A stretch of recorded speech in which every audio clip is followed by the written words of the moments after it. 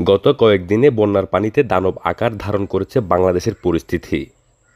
কুমিল্লা, নোয়াখালী, ফেনী, ফটিকছড়ি, খাগড়াছড়িসহ বিভিন্ন বন্যা কবলিত অঞ্চলে হাজার হাজার মানুষ আটকে পড়ে আছেন পানিবন্দী হয়ে। খাবার ও পানির অভাবে হাহাকার করছে এসব অঞ্চলের অগণিত মানুষ। এছাড়াও বন্যার প্রভাব দেখা দিয়েছে খুলনা এবং মিরসরাই, হাটহাজারী, রাউজানসহ চট্টগ্রামের বিভিন্ন স্থানে। অনেক অঞ্চলে মোবাইল নেটওয়ার্ক ও বিদ্যুৎ না থাকায় রয়েছে যোগাযোগ বিচ্ছিন্ন। এদিকে গতকাল রাত থেকে ফেনী এবং নোয়াখালীতে বৃষ্টি থামায় কিছু জায়গায় পানি কমছে, আবার কিছু জায়গাতে বাড়ছে এমনটাও জানা গিয়েছে। ফলে আতঙ্কিত হয়ে রেমিটেন্স যোদ্ধারা জানায়, সহযোগিতার হাত বাড়িয়ে দেওয়াতে অনেকেই সহযোগিতা পেলেও আবার তাদের বেশ কিছু পরিবার তেমন সহযোগিতা পাচ্ছে না। এদিকে একটু তাকান, এখানে হাজার হাজার মানুষ মৃত্যুর প্রহর গুনতেছে। আমি একজন প্রবাসী, আমার পরিবারটার পাশে দাঁড়ান। আমি অনেকভাবে যাচ্ছি, টাকা গেলে আমি দিব, কোনো হেলিকপ্টার বা কোনো স্পিড বোটের মাধ্যমে যদি গিয়ে একটু ওদেরকে উদ্ধার করে ওদের প্রাণ বাঁচবে। আমি সারা বাংলাদেশ তথা সারা বিশ্বের যত প্রবাসী আছে, যারা প্রবাসী পরিবার বাংলাদেশে আছে, তারা তো পারতেছে না সহযোগিতা করার জন্য। আপনারা একটু পাশে দাঁড়ান, সমন্বয় টিম করে প্রত্যেকটা ইউনিয়ন আপনারা খবর নেন, আপনারা সহযোগিতা করুন। এদিকে প্রবল পানির সংকট, প্রবল খাবারের সংকট।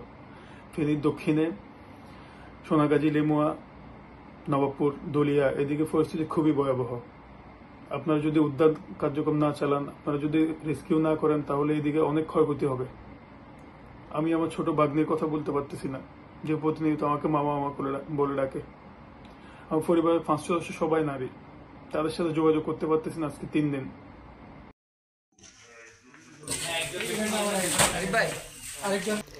এই পরিস্থিতিতে প্রবাসীরা পরিবার পরিজনের সাথে যোগাযোগ করতে না পেরে বিদেশে বসে আহাজারি করছেন।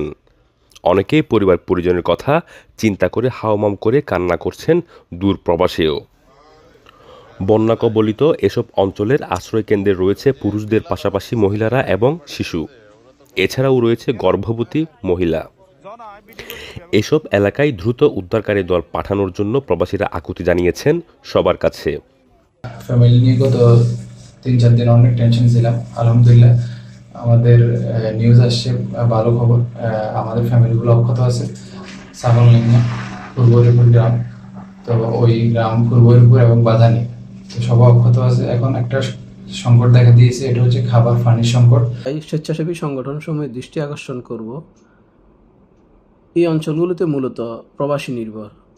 প্রবাসীরা বাইরে থাকার কারণে তাদের বৃদ্ধ মা বাবা, নারী, শিশুরা বিভিন্ন জায়গায় আটকা পড়েছে, যাদের জন্য দরকার বিশুদ্ধ পানি আর খাওয়ার ব্যবস্থা। মধ্যপ্রাচ্যের বিভিন্ন দেশে বসবাসকারী প্রবাসীরা বাংলাদেশের বন্যা কবলিত অঞ্চলের কথা ভেবে চরম উৎকণ্ঠায় দিনানিপাত করছেন। সকলের একই আকুতি, উদ্ধারকারী দল পাঠিয়ে যেন তাদের পরিবার পরিজন এবং এলাকার মানুষকে বাঁচায়। প্রবাসীদের এই আকুতি সহায়তাকারী দলের কাছে পৌঁছাবে এমনই প্রত্যাশা করছেন তারা। ইশতিয়াক আসিফ, চ্যানেল 24, সংযুক্ত আরব আমিরাত।